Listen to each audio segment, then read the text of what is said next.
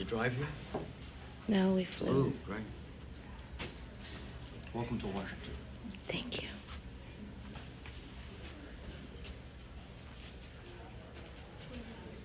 Well, I like the clear plastic and the mirror on the back. It's very stylish.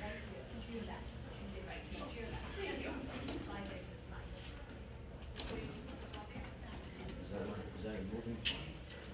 Light. Who's your moving part?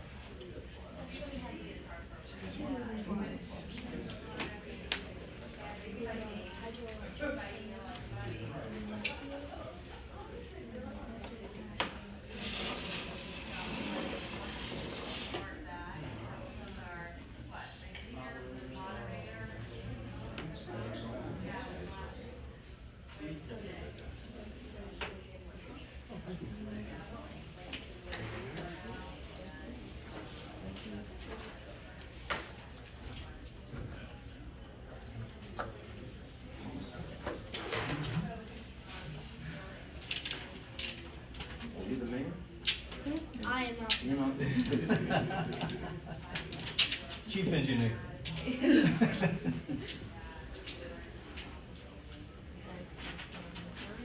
Yes.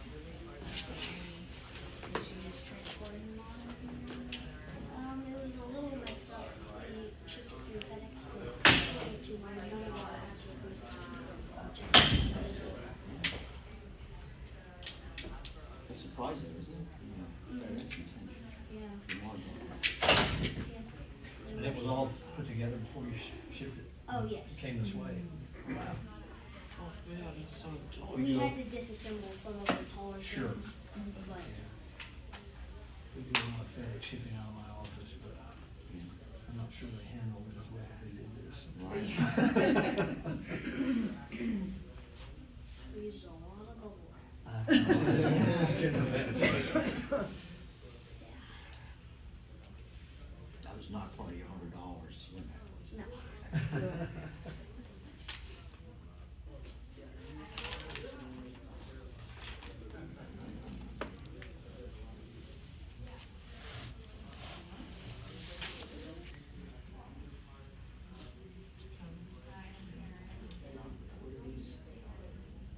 What are these?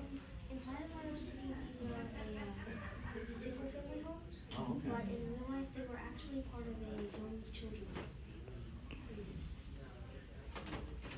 Frog is actually animated on frog. It's Panama's national animal. So, statue of the city. And our photo city.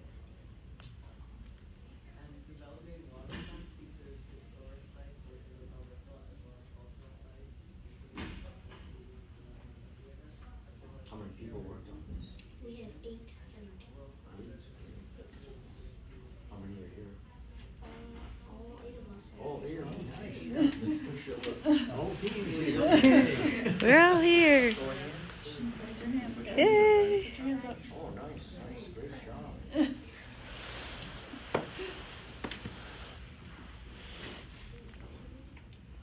you drew the short straw because you have to do the presentation. We tried out for it. We get what we deserve. Good lessons. Good lessons.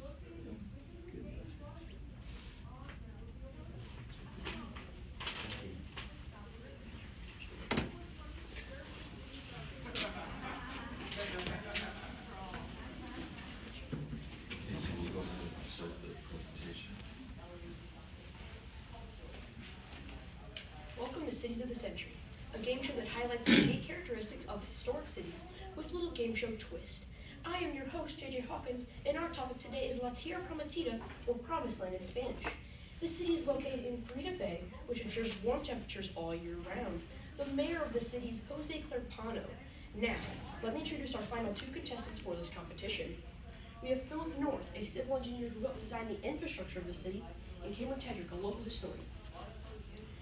These young men have made it all the way to the final round of this competition and will now face off in a one-on-one showdown to test their knowledge of the city. To start off with the most important question of the year, how does La Tierra Prometida provide water to its citizens? Mr. North. We utilize a process of desalination called reverse osmosis.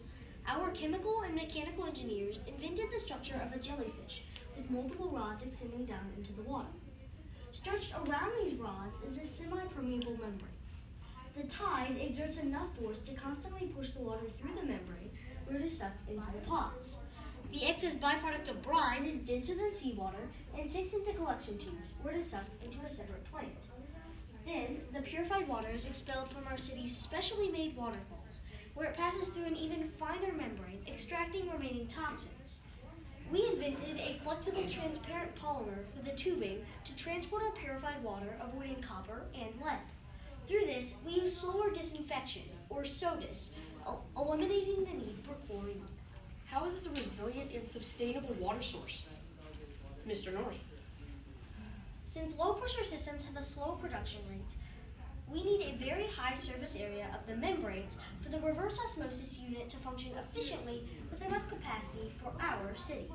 Hollow fiber membranes of new polymer materials have the aesthetic of the jellyfish design we have employed and allow for tremendous surface area in a relatively small space. The biomimicry approach is functional, beautiful, and resilient for long-term sustainable water desalination and purification. You mentioned brine earlier. How have we eliminated its harmful effects? Mr. Tedrick. Brine is one of the trade-offs of desalination. However, it can be used to produce chemicals like hydrochloric acid and sodium hydroxide. These chemicals can be used to clean and maintain the desalination machine. Hydrochloric acid can also be used in many products that can be exported for a profit. Are there any other detrimental byproducts? Mr. North. Greenhouse gases. In most desalination machines, an astronomical amount of energy is necessary to constantly push the water through the membrane. However, our tidal electric engineers use the tides to power this process, so the high greenhouse gas emissions are depleted. Who can tell us about the culture? Mr. Tedrick. Our city has a diverse culture because of Panama's globally important canal zone and our origin as an international ocean research center. We also have many rich traditions and holidays, early Spanish and native influences, including Carnival, Dia de Muerto, and Founders Day. Who can tell us about the energy sources in the city? Mr. North. The main energy source in La Tierra Prometida is the patented HKTES, or Hydrokinetic Tidal Energy System. This extracts kinetic energy from moving water without altering the environment. As you can see here, submerged tidal stream generators look and work like underwater wind turbines that take advantage of fast-moving tidal streams. When these turbines rotate, electricity is generated. An alternative energy source is solar power. We tilt two solar panels in a V shape like butterfly wings, approximately 34 degrees apart. This angle harvests up to 50% more energy gathered than horizontal panels. We also use solar roadways. So close, but you forgot about algae power. Mr. Tedrick, can you explain this energy source in steel points? Yes, algae can be converted to biodiesel using the oil press that squeezes oil out of the algae's cell walls. This biodiesel releases oxygen into the atmosphere, eliminating a substantial portion of greenhouse gas emissions. Now to the third category of this showdown. What forms of transportation are used in the city? Mr. North. Transportation in La Tierra Prometida includes personal self-driving pod cars, straddlebuses, magnetic levitation trains, and an underwater hyperloop. Personal pod cars are possible with three main technologies: sensors, software control, and magnetic levitation. The ferrofluid on the solar roadways has negatively charged magnetic particles, allowing pod cars to levitate. Straddle buses ride on magnetic tracks along roadsides and have elevated seating, allowing vehicles to pass safely underneath. We use magnetic levitation trains to reach speeds of 500 kilometers per hour. We travel to other cities by underwater hyperloop, reaching speeds of 1,200 kilometers per hour. Now it's time for a bonus question. How did the city originate and how does it plan to expand? Mr. Tedrick. Our city started as an oil platform that was purchased by a research company and converted to a research center that can be continuously expanded by adding more platforms. These platforms are made of recycled aluminum alloy and designed off-site with modular construction, then barged on-site and assembled. Now, who can tell us about a city service in the city? Mr. Tedrick. Medical services in our city utilize brain-controlled exoskeletons with attached electrodes to provide mobility to paralyzed patients.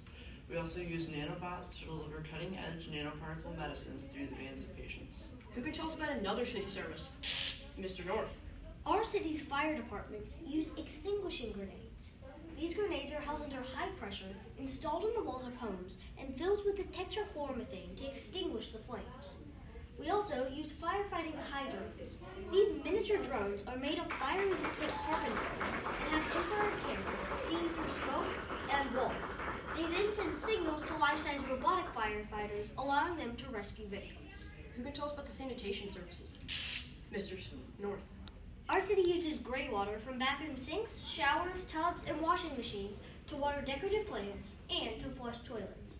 The gray water not being used for these purposes is treated through reverse osmosis. Terrific. However, you forgot to discuss how black water is treated. We do this by using the anaerobic digestion process. This process uses anaerobic bacteria that eat and digest the sludge. This is a trade-off because it converts the organics to methane. However, this methane can be condensed into a liquid form and sold as fuel. We recycle urine to extract nitrogen and phosphorus that we use in the midst of our aeroponics vertical gardens. Our environmental sanitation engineers work on ways to decrease physical, chemical, radiological, and biological hazards dealing with waste management. Now, the winner of Cities of the Century will be announced right after a message from our sponsors. Woohoo!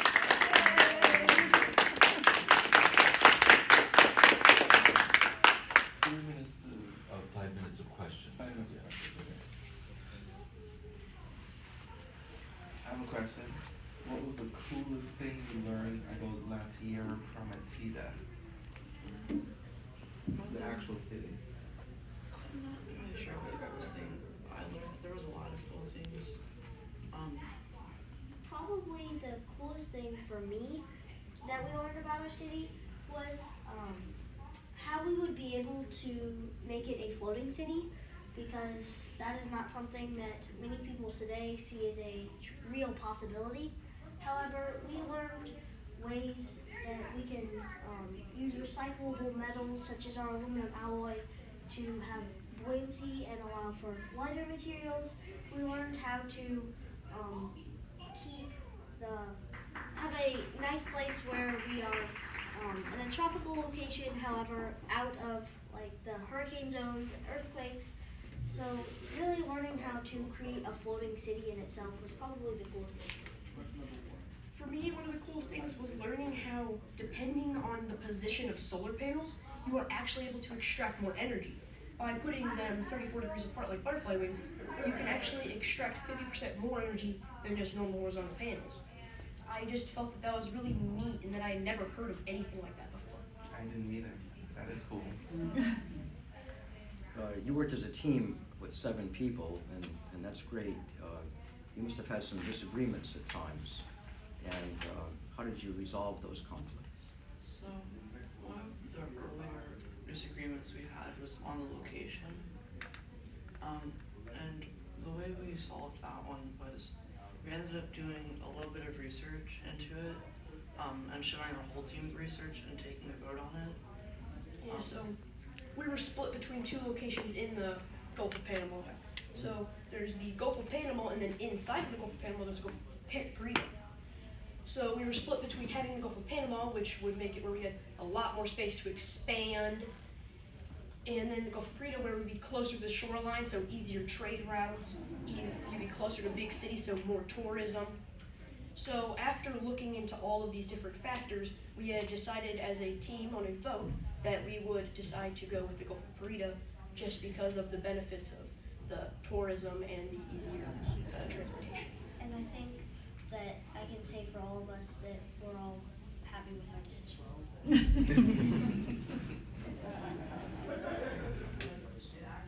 I know you mentioned tourism. Would you say that that's one of the main producers or supporters, rather, of the economy of your city? I would definitely say that tourism, especially ecotourism, is one of our greatest industries. If you can see here, we have a coral reef that we have built in our city, and this is a man-made reef that attracts many tourists for diving attractions, as well as we have these reef observation towers around our reef, allowing our citizens and other tourists to go shopping, to go to restaurants, and do enjoyable activities while observing the wildlife and learning its importance. If this were a real city, where would your favorite place that you want to hang around the most be? For me, my favorite area would most likely be around the coral reef. Most likely in one, like this single family home here. Just live by myself, and then I can view the reef and its importance, learn about it, and just really just be, I just love the reef. It would be beautiful. I would really be able to enjoy its magnificence, and it's important for this city. It is beautiful. My favorite place to be would probably be somewhere near the Native Arts Market and the library. I enjoyed researching the culture of Panama, and I would probably want to live one of these apartment buildings near some of the more interesting cultural aspects of the city. Your model and presentation were 2 among 5 deliverables that you had. I'm just curious, from the remaining ones, other than the presentation and the model, did those others help you in designing the model or how you put it together or the presentation itself? Yes, they definitely did. We had a lot of help with research. We, at the start of ours, we had a document with all the different research topics that we wanted to look into, and each of us would put our name under one of the topics and research one of them. They also helped a lot with the virtual city and even just coming up with the script. Especially, I think, with our essay, we were able to compile a lot of ideas into our essay and then take some of those very important ideas and add those into our model and back into our script so that we could portray them as well as possible. Okay, have about a couple minutes to come up to the model again and ask some questions.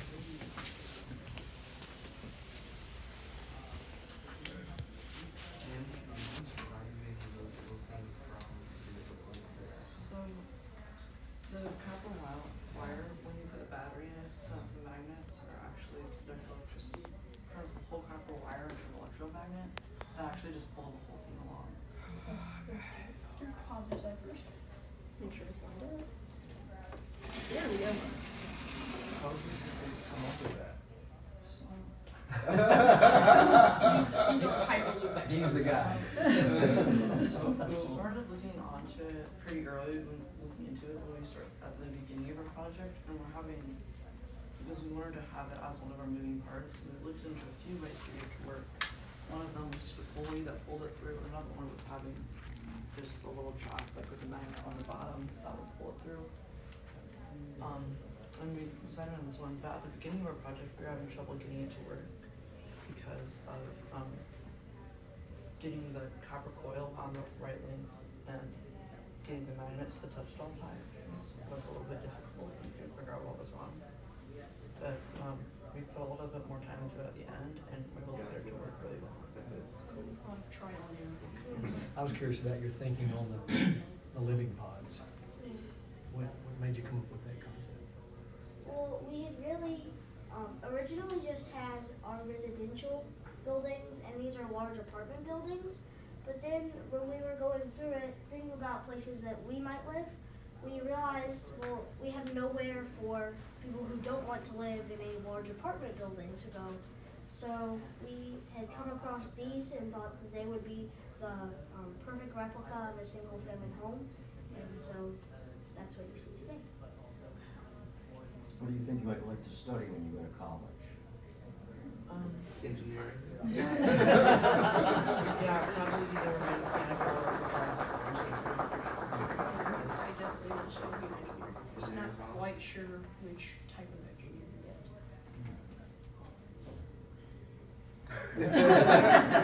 That's the Politics, But